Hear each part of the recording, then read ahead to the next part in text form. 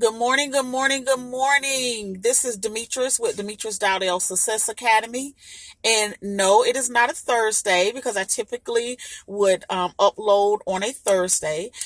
But there was some information that I was pondering on over the weekend, and I just could not wait to Thursday because I was going to post this Thursday, but I couldn't wait because I was so excited to do this particular topic. And so I just had to go ahead and do it. I couldn't wait. But before we get into that, I want to wish everyone a happy Monday, and I hope that your day goes really, really well. This is a new week, so that means you should be working on new goals, new opportunities. Okay, don't let those opportunities pass you by. Make your goals and work towards achieving them. Before we get into the video, I do just have a couple of announcements that I would like to make. And I will also leave the links in the description box. So don't forget to like, subscribe, and to share the videos. I know there are individuals that are out there that are trying to start a business. If you are new to my videos, the 4 businesses that Demetrius Dowdell Success Academy has personal experience in helping you get started is the assisted living facilities, the adult family care homes, the homemaker and companion agency, as well as the non-skilled home health agency. Sometimes that's referred to as personal care agencies, but the correct terminology for it is a non-skilled home health agency. But don't worry, we can work with you. We can help you get it started. So I wanted to just introduce you and welcome you for watching the video. Now, just have a couple of updates before we get into today's topic, which is I'm very excited about. The updates is that we will have policy and procedure manuals that will be available for April the 19th. That's the release date. And the 2 manuals that will initially release will be the homemaker and companion agency and the non-skilled home health agency. So if you're thinking about starting those 2 businesses and you need policy and procedure manuals in order to get those businesses started, then you can call 904-351-8685. Again, that number is 904-351-8685 in order to pre-order your manual. If you are interested in pre-ordering your manual, that is a $50 deposit that is required to secure your manual. And the email, or you can email me your request, and that email is success, and that's spelled success.dowdell@gmail.com. And I will leave both of those contact pieces in the description below, so that way you'll be able to have that information. And you also can log on to my Facebook page at Demetrius Dowdell Success Academy, and there you will find our updates if we have any workshops that's coming up, as well as any relevant information that you will need in order to help get your business started. We also have a Facebook store where you can find resources that will be able to help you successfully get your business started. And if you have not watched one of my videos before, then I want to truly, truly, truly welcome you and just express to you how passionate I am about helping individuals start a healthcare business, because believe me, it's not an easy industry to break through. And so one of my passions is to help individuals that are truly seeking and serious, because I don't want to waste time, and I don't want you to waste mine. So if you're seriously looking at starting a healthcare business, please take advantage of some of the resources. A lot of the resources are free. But there are some that, consulting, and as well as coaching, that does come with a fee, but it is well worth it. It's an investment to your business. So that's the way that you should look at it. Anytime you're looking at growing within your company, it's always an investment. Okay. So that is the update that I have so far for the new releases. And we can jump right into the video. And don't forget, like, subscribe, and share the videos. Now, today's topic is a question that I really want you to think about. I really want you to think about this. I pondered back and forth with this all weekend. And like I said, I was just so excited about it, I had to go ahead and release it. And the question is, are you losing opportunities to get clients? Clients are very, very important to any of the four of the businesses that I just talked about. They are the ones that keep you in business. They keep your business growing. They're the reason that you are doing what you're doing. The care that you're providing, the services that you're providing, they're the reason that you are doing this. And they are very, very, very important to your organization.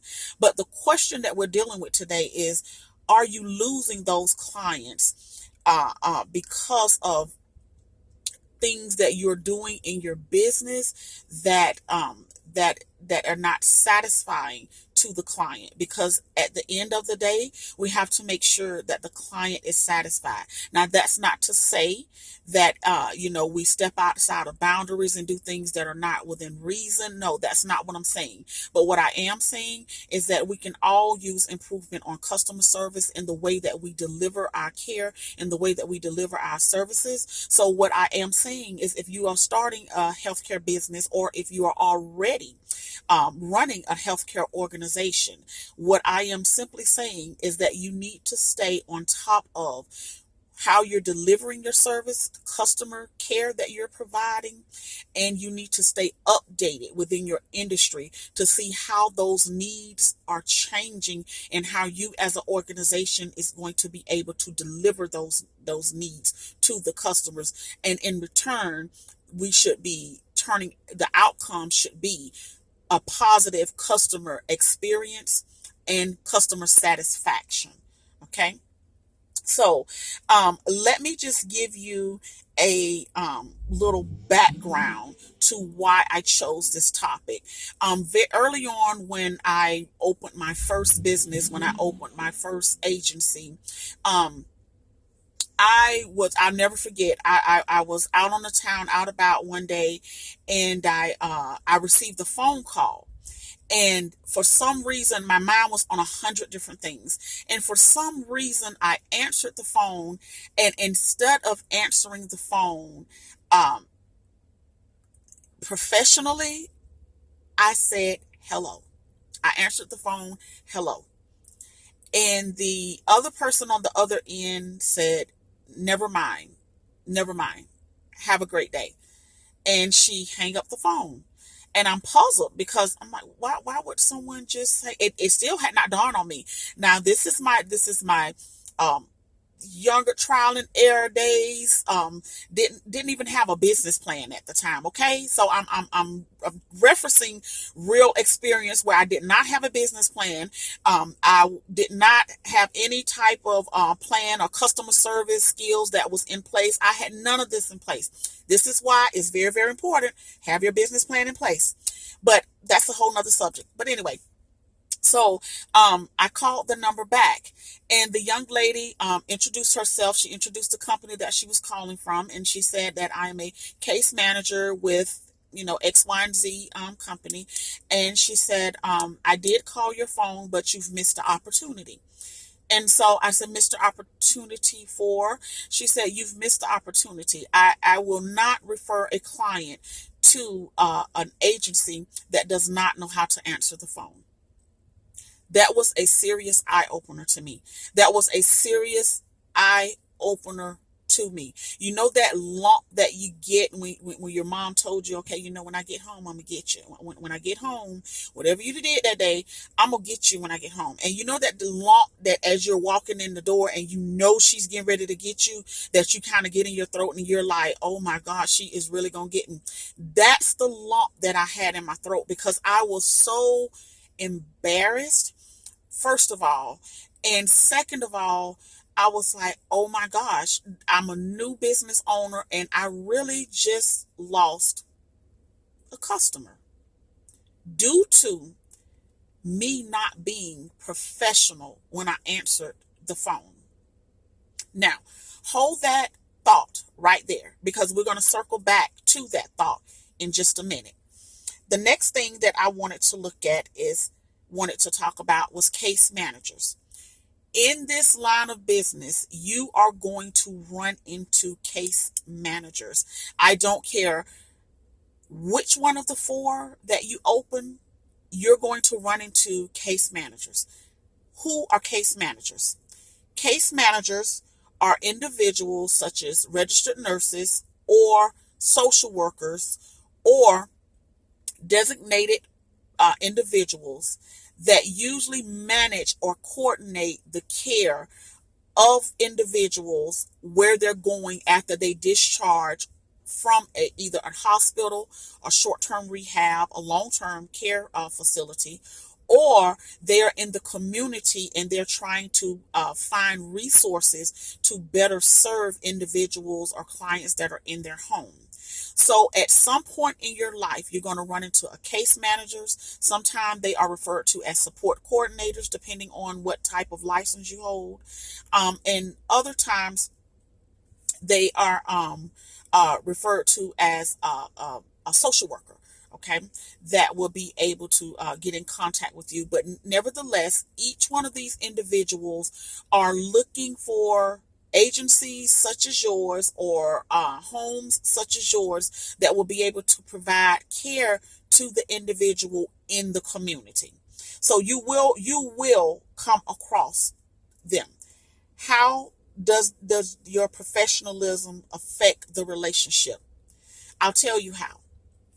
As of right now, I do what's called PRN work, and if you're in the medical field, it's as needed. And I work in case management. I'm a registered nurse, and I do work in case management. The phone call that I received, I'm going back to that phone call so I can help you understand this. The phone call that I received at that time, I was not in case management, but oh boy, do I see the effects of it now. I've been in case management now for several of years, and the one thing that I truly understand is when you are an organization and you're a case manager calling out to these organizations, the first thing that we're trying to get a feel for is how professional your organization is. Because just like that phone call I received, if you're not professional on answering that phone, you're the first. This is the first introduction to your organization. This is the first introduction to your organization. So now let me tell you what happened from the case management perspective. You answer the phone and you answer the phone inappropriate, or you answer the phone in a very unprofessional way. Now, a case management department usually holds anywhere from 10 on average, from 10 to 50 case managers within that department. Now, we communicate. We communicate. That's without saying. We communicate. So what happens is when you answer that phone and you give us a very unprofessional introduction or attitude, guess what? I'm not going to refer a client to you. And on top of that, I'm going to let my colleagues know, I don't know about this particular organization. I called there. They were very unprofessional. Not sure about this. Not sure if we want to refer clients there, because if they're that unprofessional, then do we really want to send a client over, to that unprofessional environment? Okay. So now you remember how many on average that I told you case managers within that department. So word word travels very, very fast. So now you have literally lost anywhere from 10 to 50 opportunities to receive referrals. Now I'm going to let you do the math on that. So for 10 to 50 people that could have called you within that organization, you've just blew it because you were not prepared to receive clients when we were making those phone calls in order to connect clients to you. So keep that in mind. The 5 most common reasons that you lose clients or you lose the opportunity to get clients. The very first thing is you do not believe in your business or take it serious.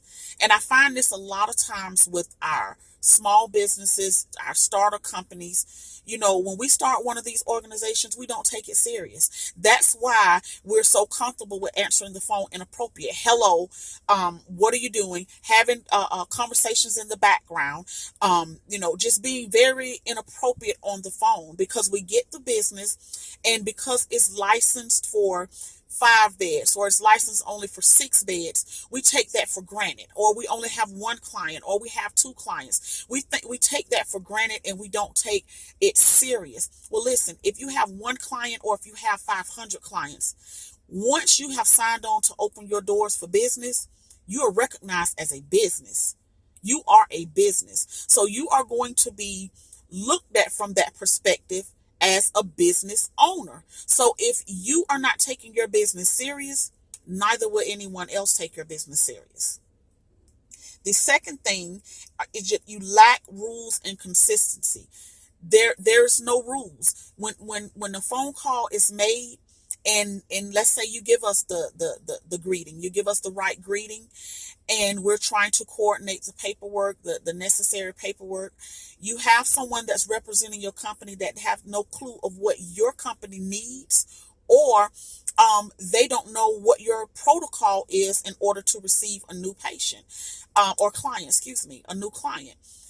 So for example, if we need to reach out to you and we're looking for, let's say, an ALF, we're looking for a bed.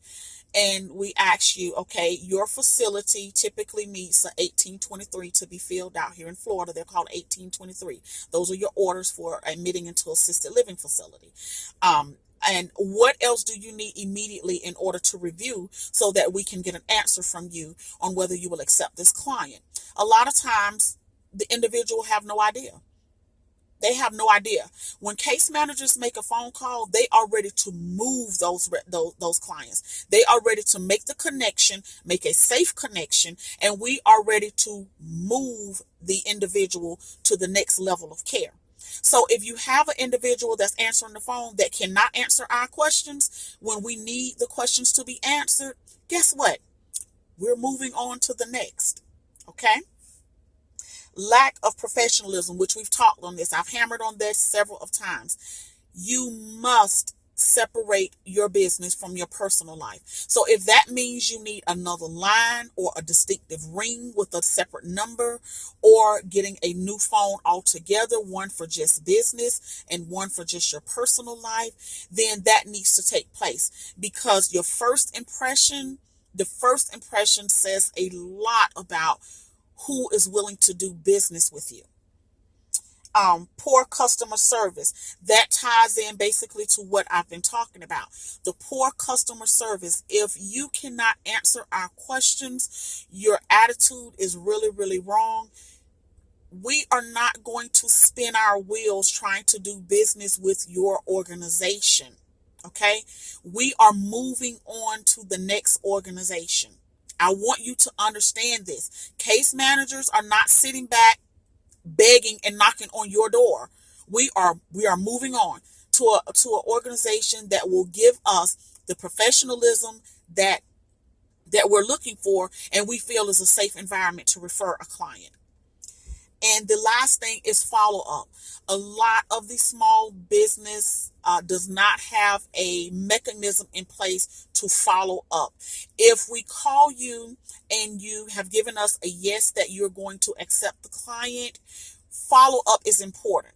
We give you our contact number for a reason. The reason we give you the contact information is so that you can follow up with us. Let us know, what you need. If make the contact. If there's any questions that we need, you're following up, answering our questions. If there's anything that we need from you as the facility owner, because sometimes there is information that we'll need to get from you to relay to the physician. We need that follow up. If we're having to call you over and over and over again and leaving messages, that's wasting our time. Case managers, support coordinators, social workers, whichever the terms that are reaching out to you, we're going to move on to the next organization that will at least return our phone call and have some type of follow up.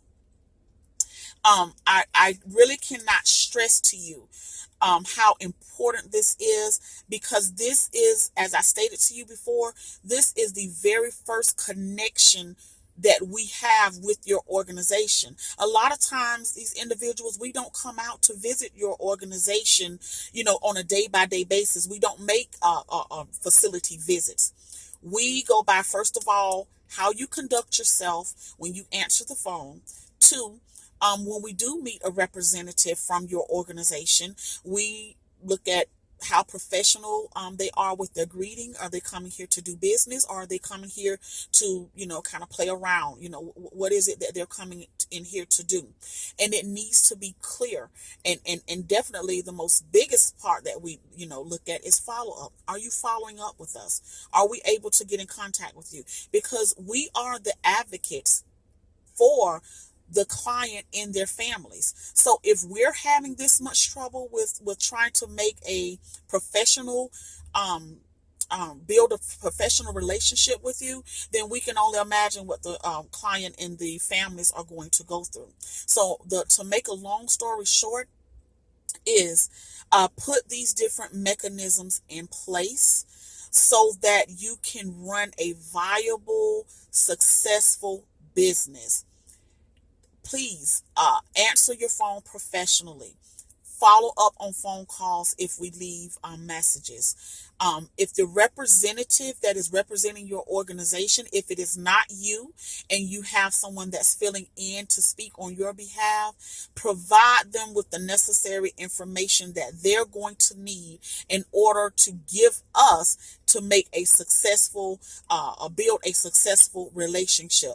And I'm not saying that they have to have the answer to everything, but at least be professional enough to say, let me get back with you. Let me find that out and get back with you. And they really do follow back up with us. Okay. So I really hope that this is helpful and, can help you make make better decisions and avoid some of the pitfalls that I had to learn the hard way. But I can tell you this, the moral of this story, and I'll close with this.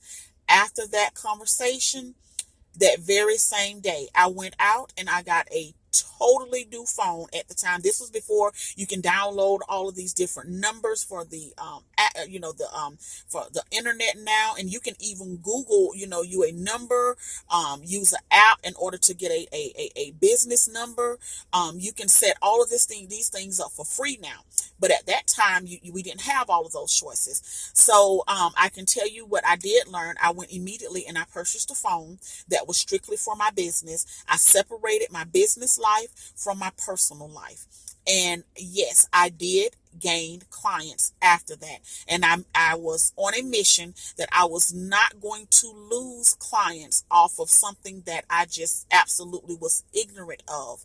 I am not going to lose clients off of ignorancy. I'm going to educate myself. I'm going to do better, and I'm going to learn from those flaws and build on them. I won't lose twice, over and over again. I just won't lose twice again.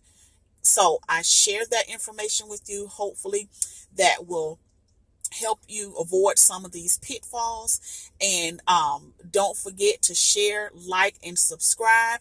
And you have a wonderful Monday morning and enjoy your day.